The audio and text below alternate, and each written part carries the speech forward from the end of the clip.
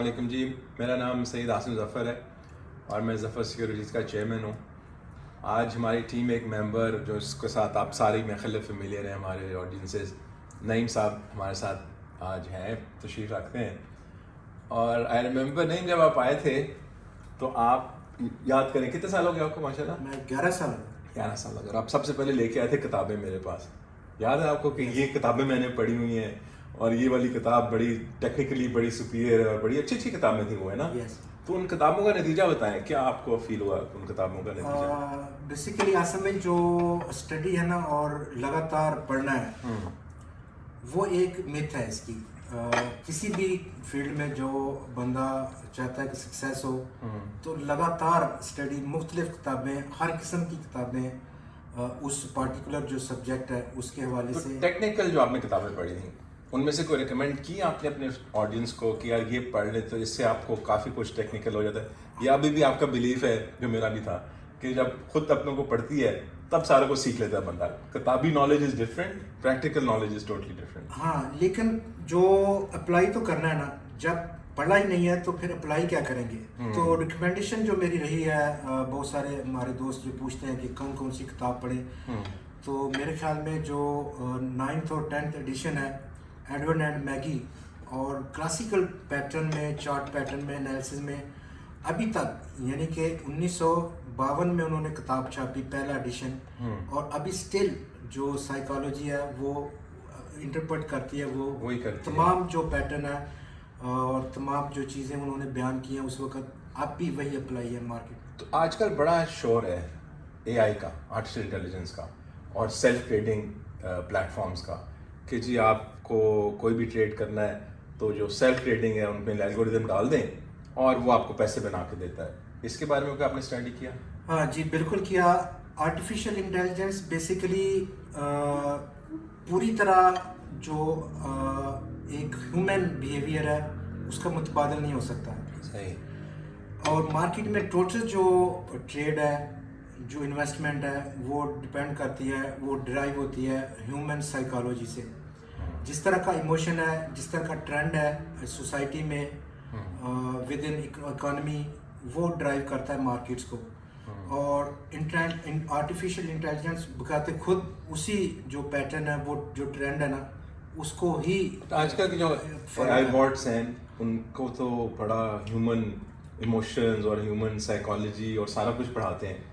तो आपका नहीं ख्याल कि और कोई 5-10 सालों में, जैसे कहते हैं लॉयर्स की और डॉक्टर्स की जो प्रोफेशन है वो कम हो जाएगा, तो स्टॉक ब्रोकर का प्रोफेशन भी कम हो जाएगा? हाँ, मेरा नहीं ख्याल है इस तरह का। अभी तक जो इस वक्त मौजूदा लेवल की नॉलेज है आर्टिफिशियल इंटेलिजेंस की, वो ब्रोकरेज या इकोनॉमी ने चीज़ें तो कम होती है, वर्कफोर्स शायद कम हो जाए मजीद। आपको कोई जिस डर नहीं तरह है हमने ऐसे? देखा था कि कंप्यूटर से पहले बहुत ज़्यादा पेपर वर्क था, अब वो कम हो गया, तो वो शायद मजीद सुकड़ आने वाले जाएगा। 10-20 सालों में। हाँ। और ये बताएं कि ये जो आपने इतने सालों में माशाल्लाह एक्सपीरियंस किया है, आपका ख्याल है कि एक नए इन्वेस्टर यहाँ पे पैसे कमा सकता है कि एक आपको एक्सपीरियंस के साथ ही आप पैसे कमा सकते हैं? बेसिकली 2-3 रूल हैं इसमें आसम साहब। नंबर 1 जो रूल है वो 99% जो लोग हैं इन्वेस्टर, ट्रेडर्स, उनको नहीं होता, वो बिल्कुल नहीं होता। एक तो नंबर 1 जो चीज़ है वो होना चाहिए टारगेट। टारगेट ऑन इन्वेस्टमेंट, जितनी प्रिंसिपल अमाउंट है अगर वो बैंक में रखे तो बैंक उसको पहले रोज़ बताता है कि ये स्कीम्स हैं, इतना रिटर्न है और रिस्क फ्री है।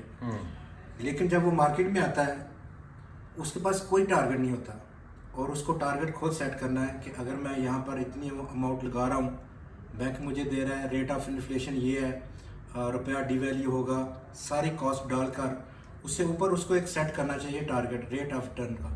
तो जैसे ही ये वो टारगेट सेट करेगा तो उसके बाद वो डी टैग नहीं होगा, फोकस में रहेगा बंदा कि ये मेरा टारगेट है, ये मेरी इसको एम्बिशन achieve है, करना इतना मैंने साल में और कमाना मार्केट में जो बेशुमार इस तरह की रूमर्स हैं, स्पेकुलेशन है, उससे फिर लिमिटेड हो जाएगा, फोकस में आएगा।